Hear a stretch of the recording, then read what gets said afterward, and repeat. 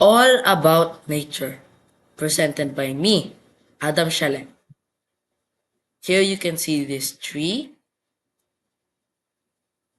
Our nature is beautiful, so we have to do our best to protect it. We have to plant more trees like this so that it will not be destroyed like this. After the typhoon, our trees became like this. It was so destructive, the typhoon. Our goal is to protect nature, to protect other trees, and to make our world a better place for trees, to plant and restore all the trees that broke in a lot of storms.